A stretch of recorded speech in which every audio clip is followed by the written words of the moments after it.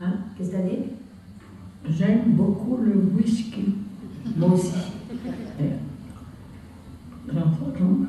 Je sais rien, j'en prends jamais toute seule parce que je sais très bien, je m'y habituerai. Ah ouais, moi aussi j'aime beaucoup. C'est bon?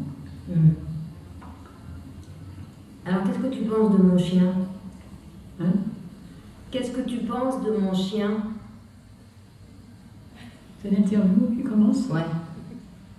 Mais tu peux parler, tu dis tout ce que tu veux. T'es pas obligée d'être sérieuse, hein? Tu n'es pas obligée d'être sérieuse. Ça fait plus chic.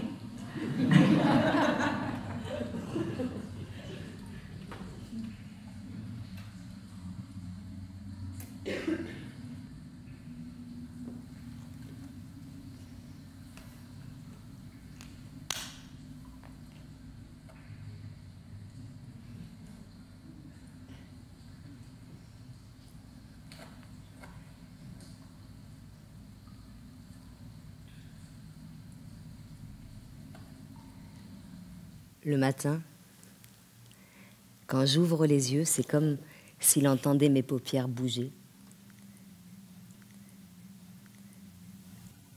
Il arrive et me regarde heureux. Dans son regard, il y a un immense appétit pour la journée qui commence et de la joie de me voir. Tous les matins, ce regard me rend heureuse.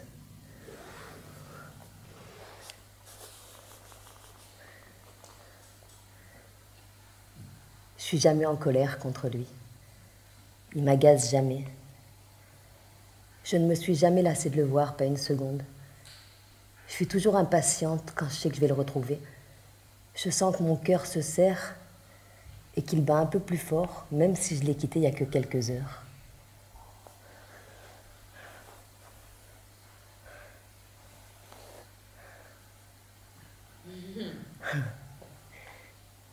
Je me sens pas intelligente.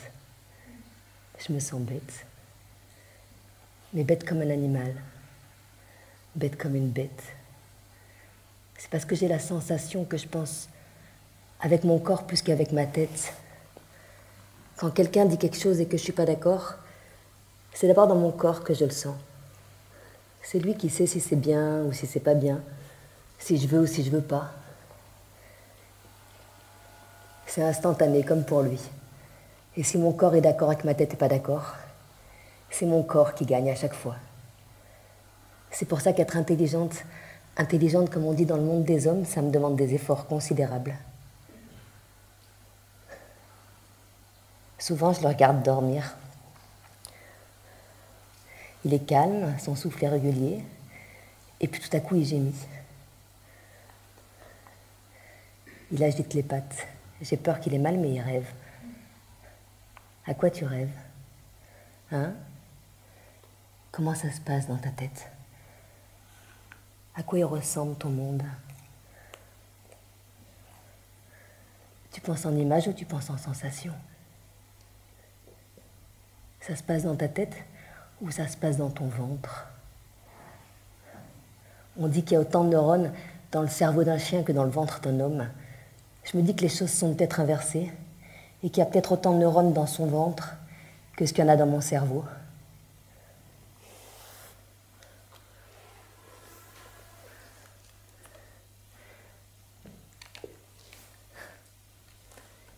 Moi, je voulais pas de chien. Les gens qui avaient des chiens, je les trouvais débiles. Je trouvais que c'était pathétique de dépenser de l'argent et de l'énergie pour les soigner, alors que dans le monde, il y a plein d'enfants qui meurent de faim, de soif, de maladies curables. C'est mon copain de l'époque, Julien, qui voulait un chien. Il aimait tous les animaux. Je l'ai accompagné comme ça, par curiosité. Ils étaient 8 ou 12. Ils se grimpaient dessus les uns les autres. Moi, je les prenais dans ma main, je les levais à hauteur de mon visage. Et à chaque fois que j'en regardais un dans les yeux, son innocence, pleine de douceur, me sautait dans le cœur. J'ai flanché. Tous les chiots avaient été réservés, il ne restait que lui. Je me souviens du premier jour où il est arrivé chez nous. On s'est assis sur le canapé, lui il était au milieu. On le regardait. Il n'avait pas encore de nom ni rien. Il nous ignorait complètement. J'étais troublée par leur insouciance à Julien et à lui. Ils n'avaient pas l'air de se rendre compte de ce qui était en train de se passer, l'adoption. Julien paraissait à peu près aussi insouciant que le chien. Il était content, juste content. Moi, c'était l'inverse. On venait de prendre un pouvoir incroyable sur sa vie. On venait de le séparer de sa mère, de ses frères et sœurs. Il ne les reverrait plus jamais. Nous avions décidé d'accueillir un étranger et de l'aimer. Nous avions le pouvoir de rendre sa vie heureuse ou malheureuse. Et tout à coup, à cause de ça, je me suis sentie investie d'une immense responsabilité. Pendant 3 semaines, on l'a regardé incapable de lui donner un prénom. C'est impossible de donner un prénom, c'est absurde. Il était trop grand, trop petit, trop mystérieux, trop magnifique, trop tout.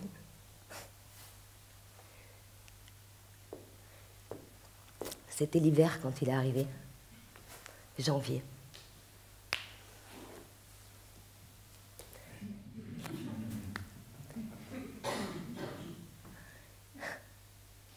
Il n'était pas plus grand que mes 2 mains réunies. Îlot. On l'a appelé comme ça pendant 2 heures. Mais c'est triste, un îlot. T'es tout seul, il y a la mer partout. Les seules personnes qui peuvent te rendre visite, c'est des naufragés en détresse. Non. Cosmos. Cosmos, c'est rond, ça glisse, ça va plus que loin. C'est l'infiniment grand et l'infiniment petit. Cosmos, ça nous plaisait, mais ça ne le faisait pas. Je veux dire, socialement, appeler son chien Cosmos en public, on a enlevé le S. Cosmo. Cosmo, c'est bien aussi. Ça fait un petit arrondi et puis ça tombe droit. Cosmo. Tu viens? Tu viens?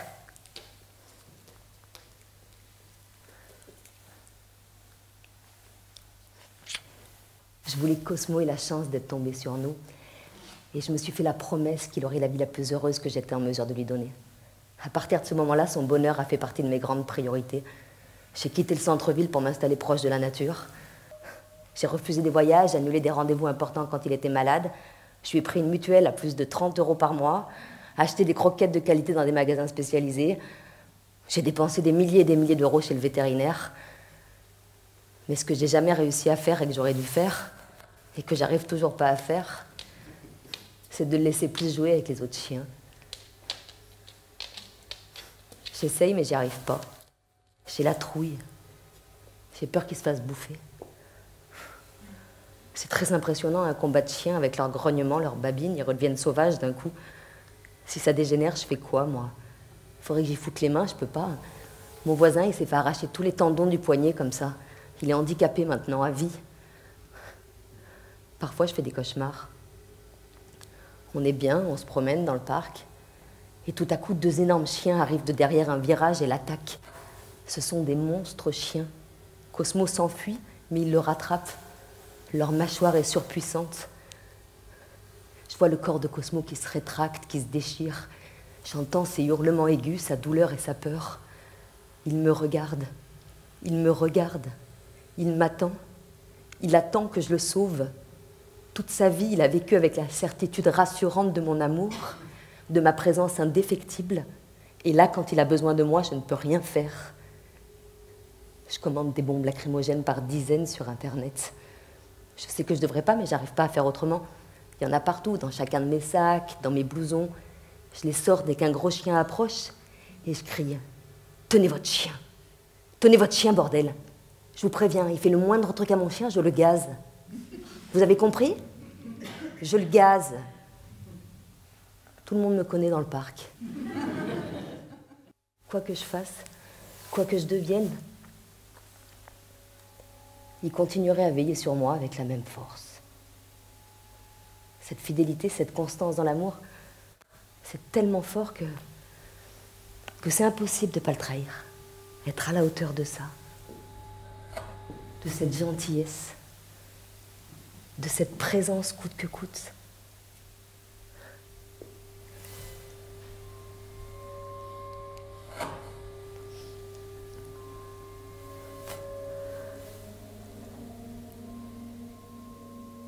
Dans la rue,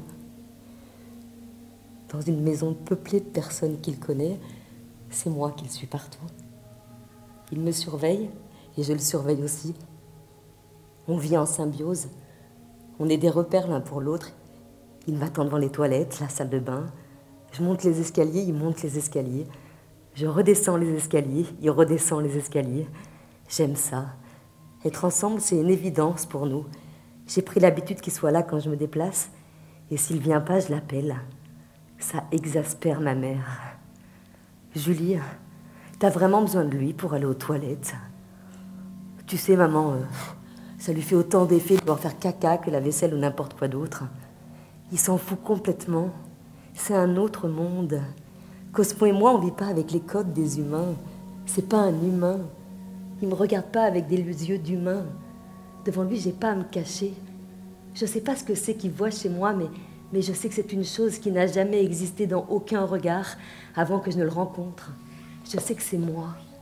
Moi, au-delà de tout ce que je suis. Et je suis sûre que si je revenais tellement transformée que personne ne me reconnaîtrait, même pas toi, maman, eh bien lui me reconnaîtrait. C'est comme quand Ulysse revient sur son île. Il est absolument, absolument méconnaissable. Mais Argos, son chien qu'il n'a pas vu depuis 20 ans, le reconnaît instantanément, sans l'ombre d'un doute. C'est au-delà de la peau qu'il le voit. Ce regard, ça me libère. Quand Cosmo me regarde, j'ai plus le même corps. Il n'y a plus d'enveloppe, plus de frontières. Il transperce mon image. Avec lui, je m'en fous d'avoir des rides, les seins qui commencent à tomber. Il n'y a plus de juge. J'ai plus d'image. Je suis plus qu'une présence, plus que moi. Et puis il me calme aussi et ralentit ma course. Tout ce qu'il veut, c'est qu'on vive. Il ne demande rien de plus. Et s'il y a une toute petite place pour la joie, c'est vers elle qu'il va toujours. Des fois, j'ai l'impression qu'il me regarde, comme si j'étais une enfant au volant d'une voiture qui va à toute vitesse, entourée d'autres enfants qui conduisent des voitures qui vont beaucoup trop vite aussi et qui savent même pas où ils vont et qui se dit mais comment je vais faire pour la sortir de là? J'ai l'impression qu'il se dit que ma vie elle est absurde. Cosmo, il rentre avec ses yeux dans mes yeux et il nage à contre-courant pour venir me chercher. Il retourne mon paysage et il m'offre son présent infini.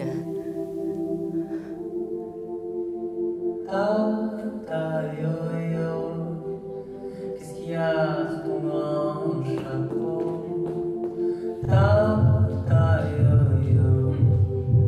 Dans ma tête, les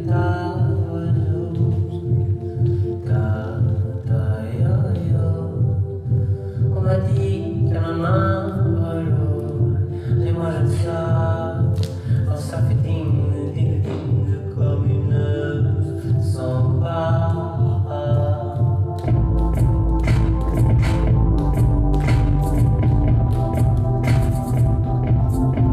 J'ai mon roi, mon vieux chameau, ma robe à fleurs et mon mégot, mon parasol.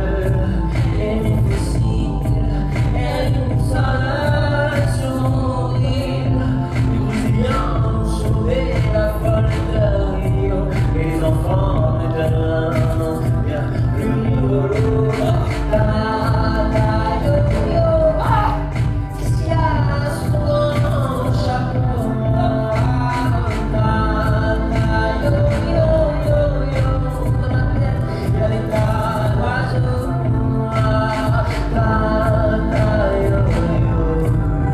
On m'a dit qu'il y a un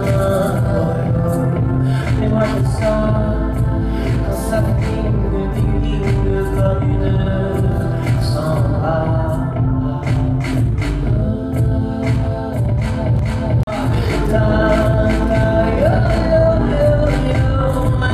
dit que ma main, mais moi je sors. Quand ça fait ding, comme une samba. Et j'aime bien, et ça fait rien.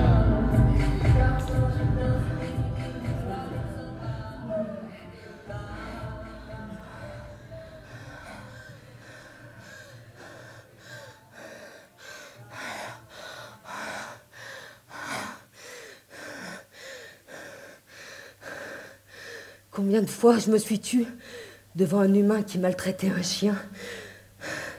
Par loyauté sans doute, parce que j'appartiens au clan des humains. Je me souviens d'un chien qui était accroché toute la journée à une corde en plein soleil. Il y a qui ont jeté des seaux d'eau glacée parce qu'il osait gémir pour demander à manger ou un peu d'attention. Il était dans une solitude extrême. J'avais le cœur serré, mais je n'avais rien dit à ses propriétaires. J'ai continué à rire et à parler avec eux, comme si de rien n'était. Dans presque toutes les langues du monde, le mot chien, c'est une insulte. Et je crois que c'est en grande partie parce qu'ils sont capables de continuer à aimer celui qui les maltraite. Un chien, tu peux tout lui faire. Et quoi que tu lui fasses, il revient toujours vers toi, prêt à t'aimer et à être aimé. Je me suis toujours demandé pourquoi spontanément, c'est celui qui subit et qui paraît un peu soumis qu'on méprise. Pourquoi c'est pas tout de suite celui qui fait du mal? Des fois, le chien, t'as envie de lui dire « Mais barre-toi ou bouffe-le ». Ouais, mais c'est ça, mais bouffe-le, ce connard d'humain de merde, avec sa soif de domination débile. Arrache-lui la main et laisse-le seul et sans eau au milieu de son désert.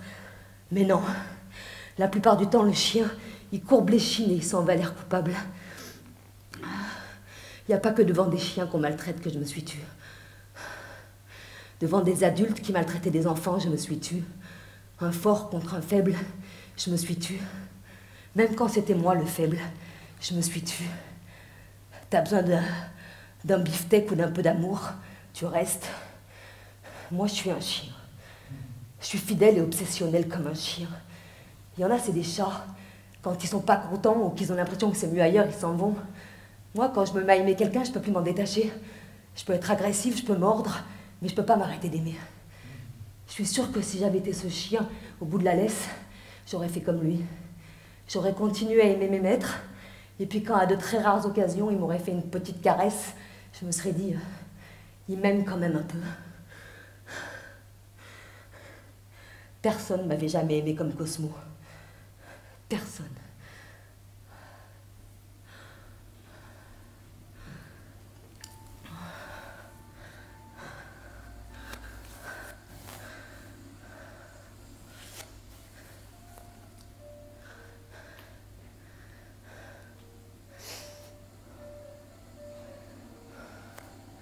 T'as raison, mémé. On va pas se laisser abattre. Santé.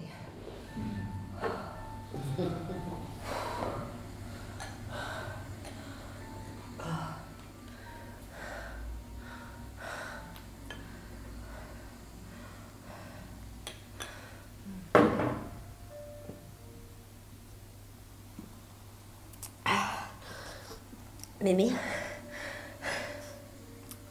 tu dis toujours que t'aimes pas les chiens.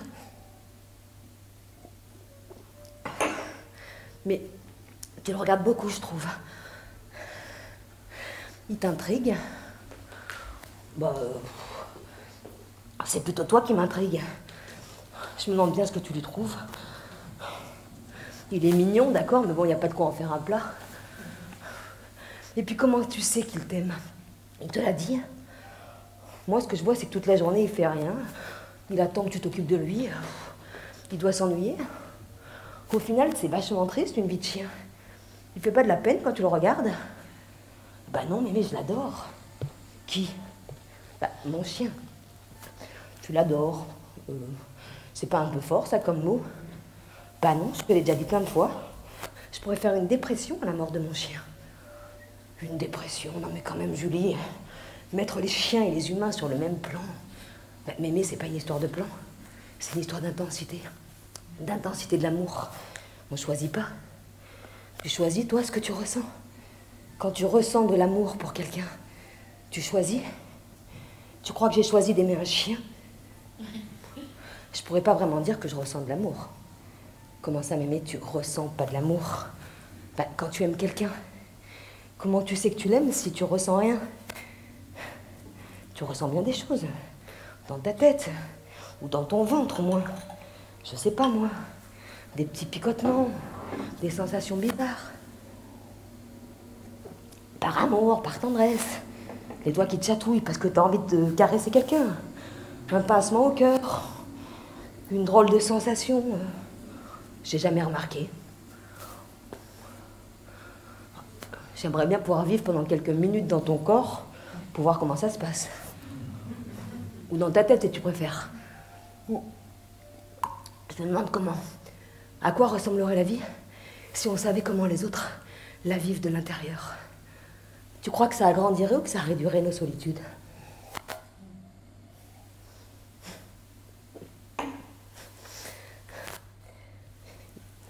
Il regarde comme ça parce qu'il veut le bouchon. Il adore les bouchons. Je sais pas d'où ça lui vient. Je peux pas ouvrir une bouteille avec un bouchon en liège, ce qui rapplique, qu'il l'entend péter de l'autre bout de la maison. Et si on oublie de lui lancer, il se plante devant la table, il regarde quelqu'un dans les yeux avec insistance, et puis il regarde la personne, le bouchon, la personne, le bouchon, la personne, le bouchon. Dans sa tête, c'est une évidence. Le bouchon, c'est pour moi. Il attend, là. Il est capable d'attendre des heures.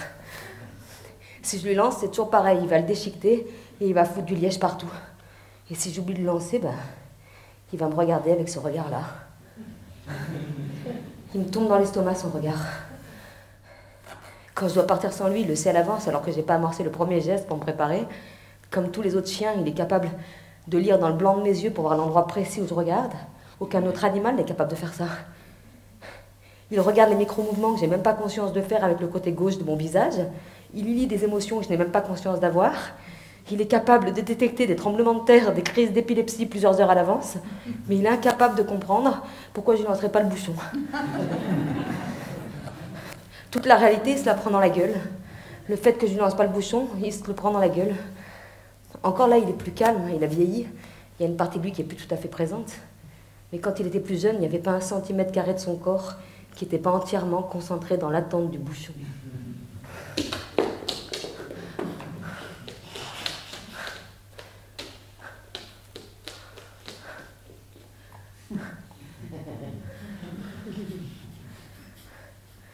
Si on recevait la vie de manière aussi brutale que lui, je suis sûre qu'il ne survivrait pas.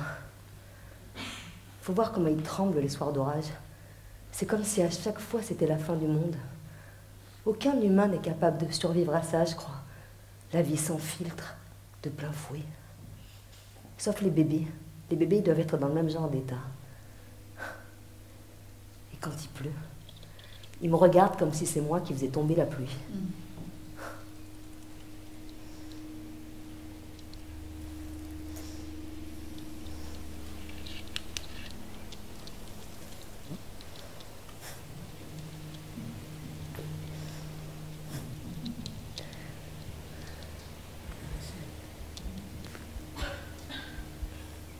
Des fois, je me demande si ce serait pas moins grave de mourir pour un enfant, si j'en avais un, que pour mon chien.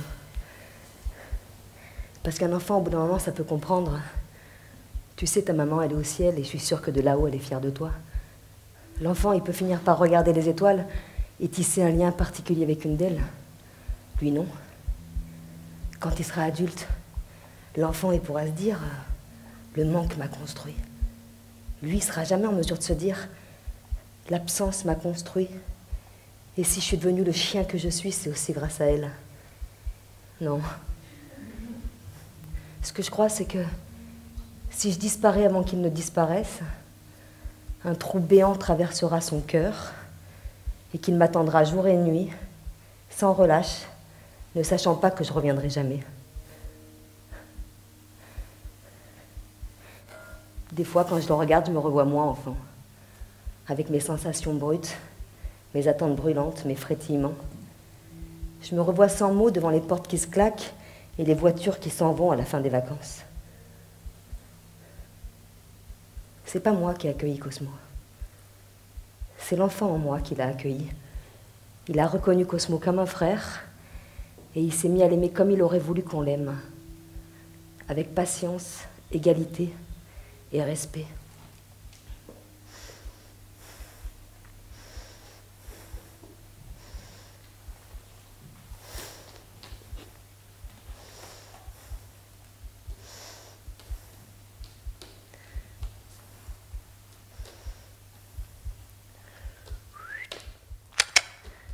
Cosmo.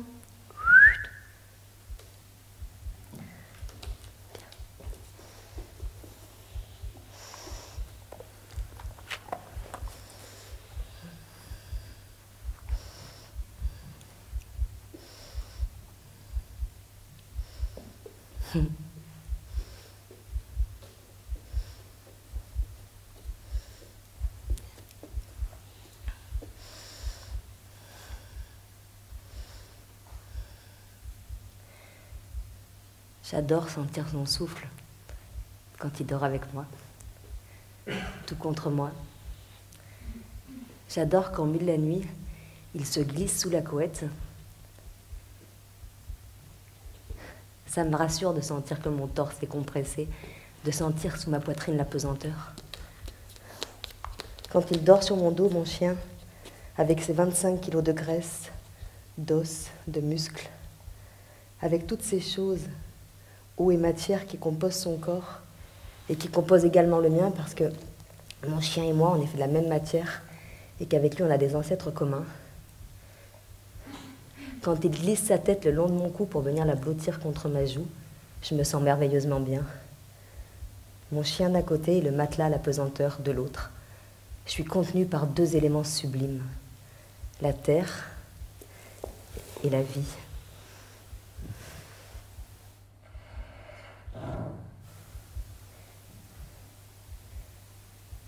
Il y en a qui doivent se dire que c'est pathétique une femme comme moi qui vient parler de son chien. En plus, je suis célibataire. Célibataire et sans enfant. Qui doivent se dire, la pauvre fille, à son âge, elle n'a rien d'autre à aimer. Ils doivent se dire que j'ai raté ma vie. Quand est-ce qu'on le bouffe, ton chien? On se le fait en méchoui? Mais qu'est-ce qu'il a l'air con! Faudrait que tu t'en débarrasses. Hein. Eh, tu couches avec lui? Non, mon chien me lèche pas la chatte. Si c'est ça qui te fait tellement rire quand je te dis qu'il dort avec moi. Non, ça me dégoûte pas. Mon chien me dégoûte jamais. Ça pisse, ça merde, ça bave. Le petit filet d'herbe qui sort de temps en temps à moitié de son anus et qu'il faut que je tire parce que quand ça lui arrive, il bouge plus.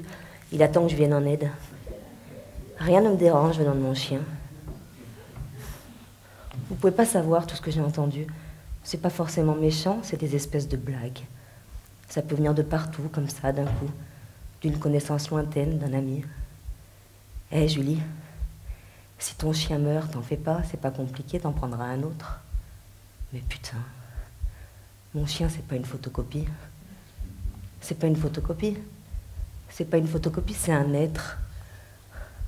C'est cet être-là.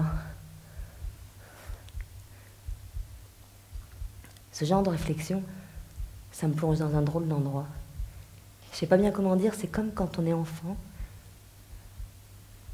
qu'on est face à une injustice et qu'on sait pas comment répondre. Ça fait comme un trou. Ça crée de la distance. Une envie de plus être là. Quand je pense que je m'amusais à ébouillanter des tourteaux vivants devant Julien, je plongeais lentement leur corps dans l'eau, ils bougeaient leurs pattes de douleur, Julien avait les larmes aux yeux et moi je me moquais de ses larmes. La dernière fois, j'étais à table en famille. Il y avait ma mère, mes frères. Mon neveu qui bave le pain qui mâchouille depuis 1 heure. On s'engueule sur l'endroit où on va passer Noël. Ça me fait chier, ces discussions. Noël, ça me fait chier, mais passer Noël toute seule avec mon chien, ça me fait chier aussi. Cosmo pose un bouchon derrière mes fesses. Il veut que je lui lance. Ma mère râle. Il va en foutre partout. Ben ça va, maman, je ramasserai. Ben si je te dis que je le ferai. Ben si, je suis obligée de lui lancer, tu le sais bien. Je lui lance le bouchon, mais c'est comme s'il n'avait pas intégré mon geste. Il est encore là, avec le même corps immobile, entièrement dirigé vers moi, et le regard suppliant. Mon frère dit, il est de plus en plus sénile, ton chien. Ben non, il n'a pas vu, des fois il voit pas. Il a quand même pris un sacré coup de vieux. Il est de plus en plus sénile, je te dis. Ben non, Romain, c'est pas parce qu'il est sénile, c'est à cause de sa cataracte. Il est sénile. Ben non, il n'est pas sénile, il n'a pas vu, il n'a pas vu. On va pas en parler pendant des heures. Ben tu vois bien qu'il a un voile blanc devant les yeux, il a la cataracte. Oui, ben s'il était sénile, je te le dirais, sauf qu'il n'est pas sénile. C'est quoi ce petit air satisfait que tu prends? Ça te fait plaisir? Tu y prends du plaisir? Ben non, maman, ça suffit pas. Ça fait 3 fois depuis les vieux repas là qu'il me dit que mon chien est sénile, qu'il devient vieux, qu'il vient me crever, qu'il s'en amuse. La dernière fois, il a fait pareil, avec son air narquois. J'ai rien dit, j'ai baissé le regard, mais là, ça suffit. Ça fait 3 fois depuis les vieux repas qu'il me dit qu'il est de plus en plus sénile, mon chien. C'est pas parce qu'il sourit, qu'il a un ton sympa, que c'est sympa. Tu vois pas qu'il y a quelque chose de crispé, là? Limite agressif dans son regard? Pourquoi tu dis ça? Pourquoi tu fais ça? Tu te fous de ce que je ressens pour Cosmo? Est-ce que c'est l'amour que j'ai pour lui qui t'est insupportable? Est-ce que t'es jaloux à l'idée que je l'aime peut-être plus que toi? C'est quoi le problème? Depuis 13 ans que Cosmo est entré dans ma vie, c'est quoi ton problème? C'est quoi qui te dérange? Hein? Tu sais pas l'immense chagrin que j'aurai à la mort de Cosmo? Tu sais pas que j'y pense chaque jour et qu'à chaque fois des larmes me montent? C'est quoi ton but quand tu t'amuses de la vieillesse de Cosmo? C'est quoi ton but quand tu le dénigres? Tu penserais quoi si quelqu'un te rappelait en permanence que maman devient vieille et qu'elle va bientôt crever? Oui, ben ça va, maman, hein? C'est crever qui dit Romain quand il parle de la mort de mon chien.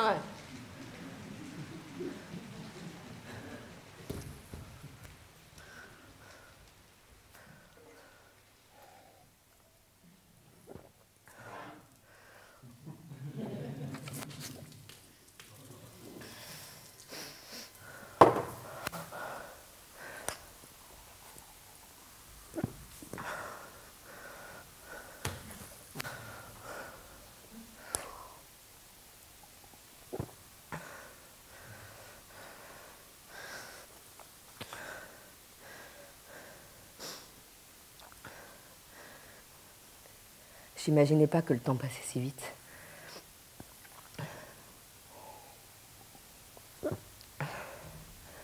Sur les photos d'il y a à peine 3 ans, elle n'avait pas tous ses poils blancs sur le visage. Quand je le regarde, je vois encore le jeune chien dans le vieux. C'est lui qui fait tenir le vieux debout. C'est le souvenir de ces courses folles qu'il faisait dans les collines. Toutes ces heures qu'on a passées à courir, lui et moi. Ces lièvres qu'il n'a jamais rattrapés. Ces oiseaux qui faisaient décoller et qui suivaient la tête en l'air. J'ai l'impression que c'est le souvenir de toutes ces joies vécues qui lui donne la force de se lever et de sortir encore. C'est après, dans la rue, qu'il se rend compte qu'il est vieux. Alors il ne veut plus avancer. Il y a 2 ans, j'ai cru que j'allais le perdre. Il était en bas des escaliers, il ne bougeait plus. Dans son regard, plus de lumière, plus d'appétence pour la gamelle. Même les bouts de viande que je lui tendais, même les bouts de saumon dont il raffole rien. Il était à terre et il souffrait, des petits gémissements discrets. Moi, je le regardais, j'étais impuissante. J'avais peur pour lui, mal pour lui et peur pour moi. Peur de le perdre.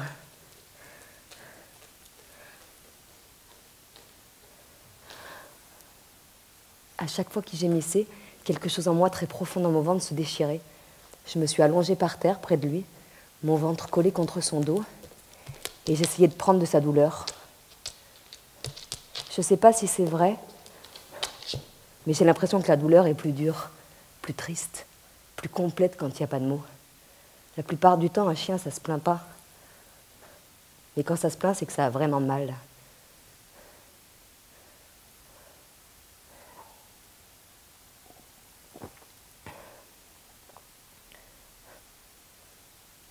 Je pense aux animaux blessés dans la nature. Je pense à leur détresse, à cette souffrance sans parole. La souffrance de mon chien réveille en moi la conscience de toutes ces souffrances-là. Je pense aux animaux dans les élevages intensifs, à la façon dont les êtres humains se permettent de traiter l'animal. Des cages, des toutes petites cages et des centaines de milliers de corps à l'intérieur. Comme de vulgaires objets, comme s'ils n'avaient pas d'émotion. Même les rayons du soleil n'arrivent pas jusqu'à eux. Du début à la fin, ne pas toucher la terre ferme et souffrir, souffrir, souffrir. Comment ose-t-on, entassés dans des usines sans fenêtres, des cadavres qui gisent sous des pattes qui n'ont pas la place de se poser ailleurs, des heures d'attente à l'entrée des abattoirs, à attendre l'interminable agonie. Tout est noir du début à la fin. Pas de ciel, pas de vent dans les arbres, pas de chant d'oiseaux, rien. Rien jusqu'à cette fin terrible.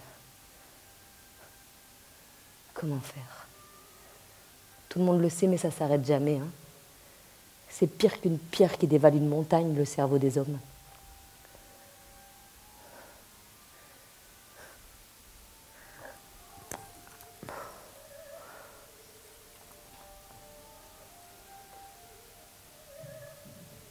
Tout est désorganisé dans ma tête. Tout.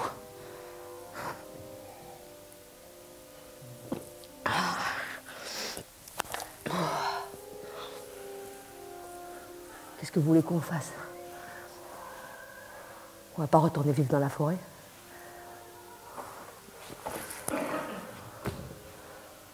On serait tout seul. On aurait froid. On aurait peur la nuit. Puis on ne pourrait pas demander aux autres de venir avec nous. Ils seront trop nombreux. Ce serait plus une forêt. La dernière fois, quand on se promenait dans la forêt, j'ai trébuché sur les pierres et je me suis retrouvée en face d'un serpent. Je ne l'avais pas vu, moi, le serpent. Il se dresse sur lui-même, il sort sa langue et il produit ce petit son qui me rappelle celui d'une scie électrique. Je ne l'avais pas vu, moi, le serpent. J'ai senti la force de mes ancêtres m'avertir. Quelque chose dans mon corps savait. Nos ancêtres ne vivent plus en pleine nature depuis des milliers d'années, mais certains de leurs gestes sont restés en nous. Il est resté dans mon oreille depuis des centaines de milliers d'années le sifflement du serpent. Et mes jambes se sont mises à flageller quand je l'ai entendu. Au début, il n'y avait pas de chiens. Il n'y avait que des loups et quelques humains. Les loups, ils vivaient en meute comme nous. Ils étaient capables de coopérer pour tuer des proies 10 fois plus grandes qu'eux, comme les humains. Et après la chasse, ils partageaient la nourriture entre eux, comme les humains. Les humains et les loups, on était un peu comme des frères qui vivions côte à côte sur les mêmes territoires et qui chassions les mêmes gibiers. Et puis un jour, on s'est mis à coopérer. La chasse a été 3 fois plus abondante. Alors l'homme, qui en voulait déjà toujours plus, a eu l'idée d'intégrer des loups dans son clan. C'était il y a 32 000 ans, peut-être plus. De génération en génération, il a sélectionné les plus dociles. Et c'est comme ça que le chien est arrivé. Et si l'homme a créé le chien, on peut aussi dire que le chien a contribué à faire de nous les humains que nous sommes, en surveillant nos campements, en étant à l'affût à notre place. Le chien a libéré de l'espace dans notre cerveau. On a pu alors lâcher la garde, réfléchir autrement, dormir mieux, et tourner le dos à la forêt pour se tracer des traits sur la première page de notre humanité, les parois des cavernes.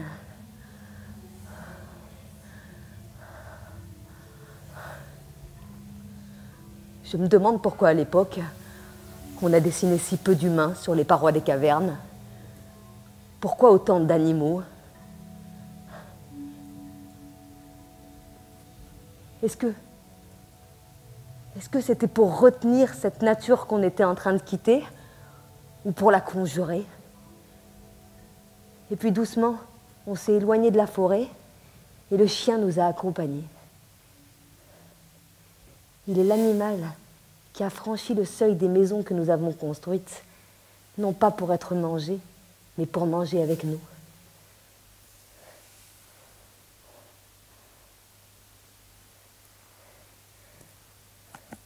Et maintenant, on est là. Lui avec sa forêt, et moi avec lui.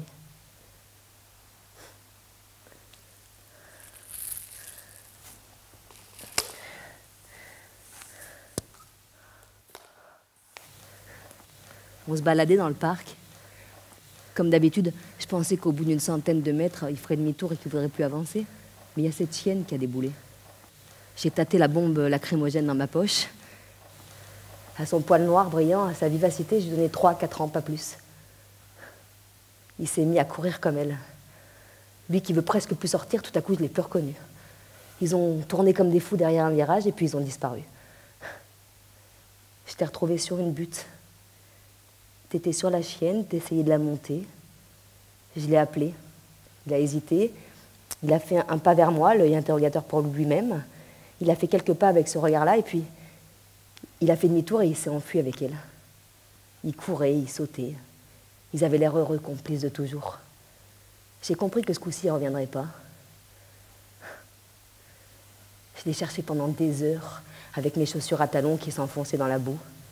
Je les ai retrouvées en haut de la colline. T'étais avec elle, t'attendais immobile, le regard tourné dans ma direction.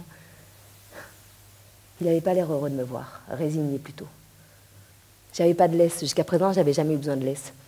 J'ai enlevé mon blouson, j'ai passé la manche autour de son collier, et lui, avec ses 4 pattes, il retenait mon geste, il freinait comme les mules. Je lui ai crié dessus. Il s'est mis à avancer lentement, soumis. On avait 3 kilomètres à faire jusqu'à la maison. Quand on arrivait à une centaine de mètres de la maison, il a retrouvé son vieux corps de vieux chien, sa démarche, son regard un peu vitreux. Quelque chose d'un peu triste s'est emparé de lui et j'ai eu un peu honte. Qu'est-ce qu'il aurait fallu que je fasse? Bah oui. Tu t'ennuies avec moi? Je croyais que c'est parce que t'étais vieux, moi, que tu voulais plus sortir. Je n'allais pas te laisser partir dans la forêt, quand même. Hein?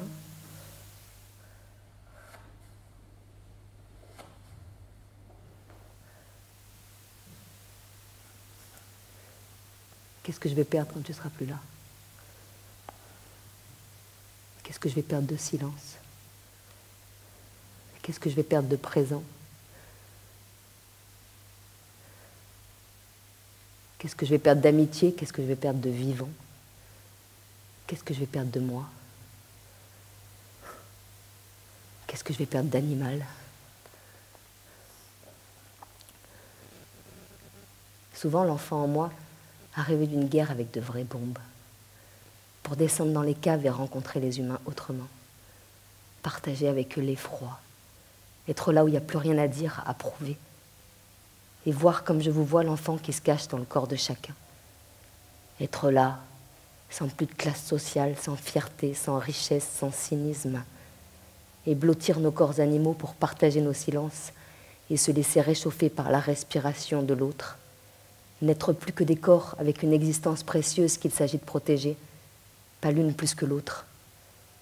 Et puis ressortir de terre comme des animaux de leur terrier et réhabiter le monde avec humilité, plus proche de la cabane au fond du jardin, de l'eau de la rivière, de l'odeur de la terre.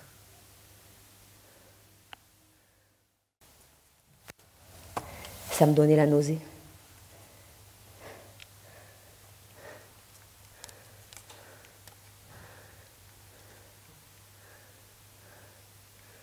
J'avais une copine qui vivait dans un tout petit appartement. Ils étaient 6 à vivre dedans. Il y avait même un chien. Chez moi, il n'y avait presque jamais personne. Et quand il y avait quelqu'un, il était presque toujours en colère.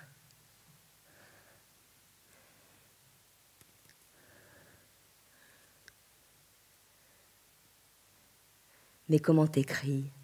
C'est tout biscornu. Faut que tu te concentres un peu. Même ça, t'es pas foutu de le faire. Tu t'en sortiras jamais. C'est pas compliqué quand même de suivre les lignes. Bah si, c'est vachement difficile. J'ai l'impression qu'il faudrait que je me coupe une partie de moi-même. J'y arrive pas. C'est ce qu'il y a écrit qui compte. C'est pas que ça fasse une ligne. Je fais des fautes, c'est pas de ma faute si les mots esculbutent dans ma tête. Après, ils fusionnent. Obligé et oublié, ça se ressemble quand même comme mot. Quand on t'oblige, t'es obligé de t'oublier un peu. C'est leur corps. La manifestation tactile de leur amour qui me manquait. Je peux presque dire que mon corps me manquait parce que j'avais pas accès au leur. Je suis partie.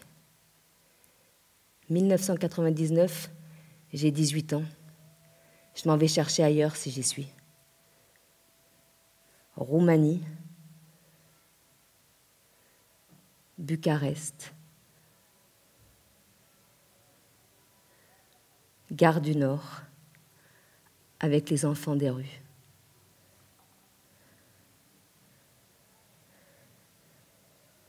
Dormir ensemble. L'été au soleil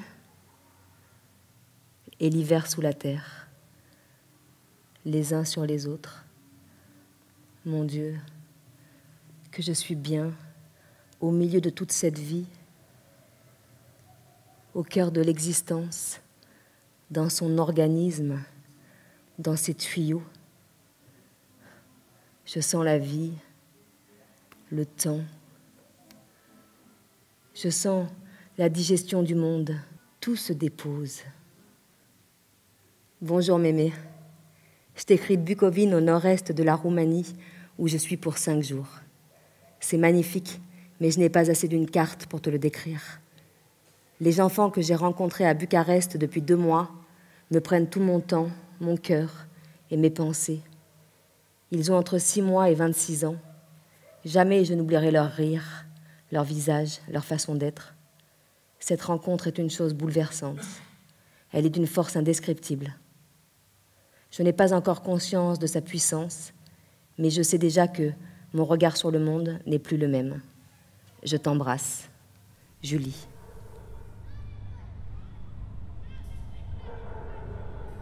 Je descends l'échelle sombre et rouillée qui me conduit sous terre. Quelques bougies éclairent l'obscurité, d'énormes tuyaux comme des boyaux, des tuyaux remplis d'eau bouillante pour alimenter en eau chaude et un sac de colle à la main comme tous les enfants. Un autre enfant descend et puis un autre encore. C'est limite insoutenable cette chaleur. Là-haut, la nuit, le thermomètre descend à plus de -30. Plusieurs fois par nuit, je monte me rouler en t-shirt dans la neige. D'où t'es pour la même antimatière? D'où t'es une pièce d'âme antimatière? La Dumbovitza, Jolie. Qu'est-ce que tu fais ici, Jolie, hein?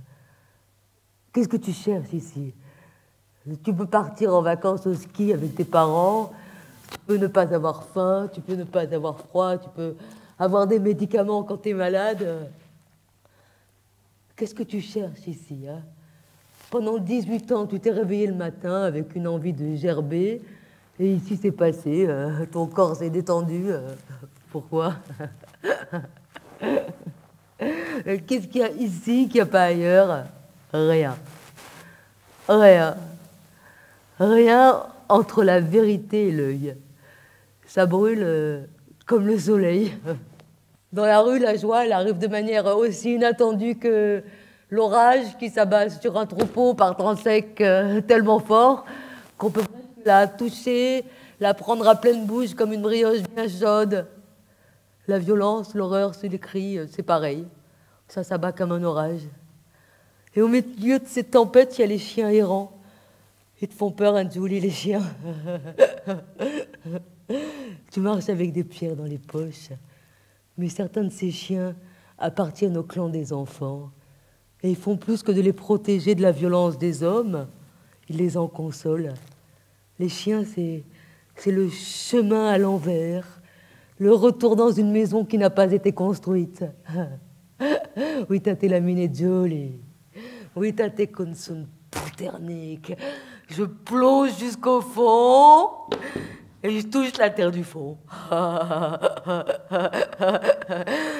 Quand tu touches le fond, Jolie, je plonge jusqu'au fond et je ramène la terre du fond. Quand tu touches le fond, c'est que tu peux rebondir. Nous, Jolie.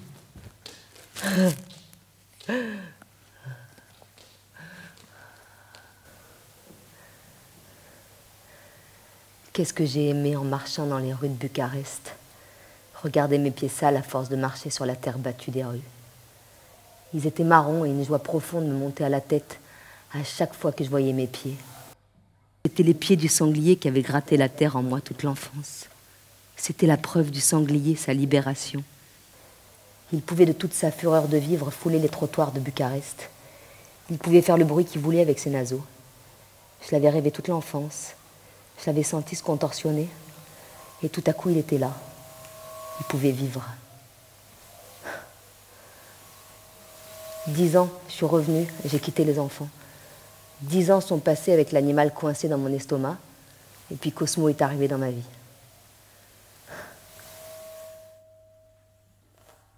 Tu te souviens, Mémé, quand tu m'as téléphoné pour me demander de ne pas emmener Cosmo à la fête que tu organisais? Parce qu'avec tous tes enfants, tes arrière-petits-enfants, tu avais peur que ça fasse trop. Je t'ai répondu, depuis des années, je me farcis les conjoints et les enfants de tout le monde. Moi, l'être avec lequel je partage ma vie, c'est mon chien. Donc s'il n'est pas le bienvenu, je ne viens pas, c'est clair. Tu m'as rappelé 1 heure plus tard en me disant que tu avais bien réfléchi, que Cosmo était le bienvenu et qu'on lui garderait même une petite part de gâteau. Quand Cosmo s'est mis à aboyer, le mari de Rose m'a demandé si je pouvais le sortir. Je ne sais pas d'où tu as débarqué, mais je t'ai entendu lui répondre « Cosmo est aussi légitime que vous dans la famille. Donc si vous n'êtes pas content, vous pouvez l'attendre dehors. » J'ai trouvé que tu avais un petit peu exagéré, mais ça m'a fait plaisir. Je pensais pas que cet autre que je cherchais pouvait aussi être un chien.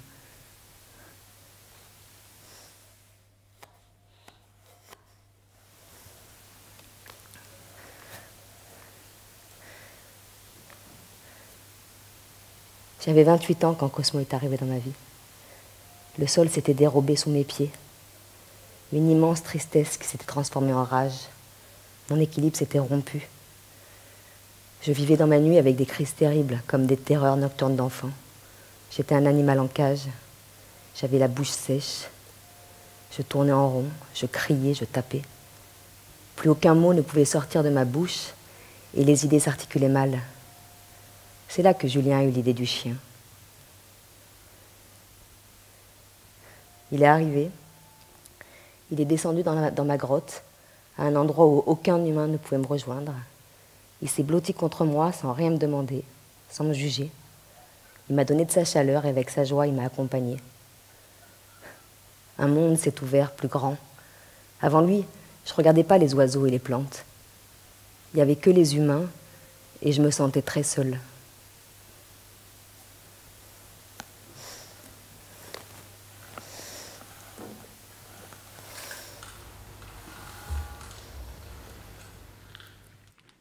Julie, je me retrouve seule chez moi avec toutes mes émotions.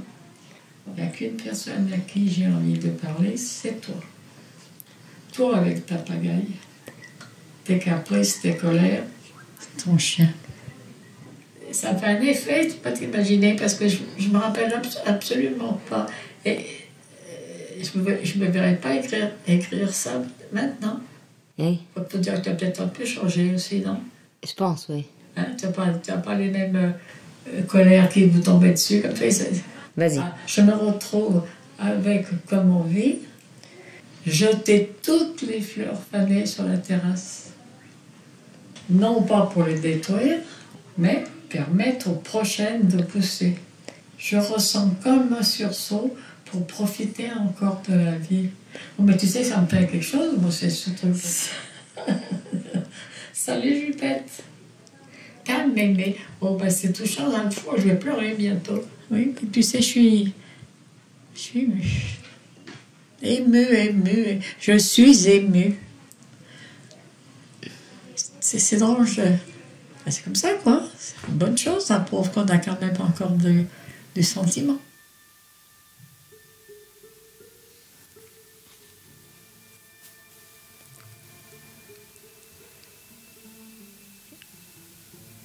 J'aimerais que Cosmo et moi, on soit enterrés ensemble. Pas incinérés, ni Cosmo ni moi, enterrés. C'est important pour moi, enterrés. En France et dans plein d'autres pays, c'est interdit d'enterrer ensemble des animaux et des humains parce que ce serait une insulte à la dignité des humains. Ce que je veux, c'est que nos os à Cosmo et à moi se fassent manger ensemble par les mêmes vers. Que la terre nous malaxe. Que pour l'éternité, nos deux corps se retrouvent ensemble dans l'aile d'un papillon, la tige d'une plante, le pied d'un éléphant. Qu'on soit encore ensemble quand on redeviendra poussière d'étoiles, quand il n'y aura même plus de vie sur la terre. La nuit sera plus complète, plus dense, si nos corps restent ensemble, les gardiens l'un de l'autre. Cosmo et moi, dans l'infini du cosmos.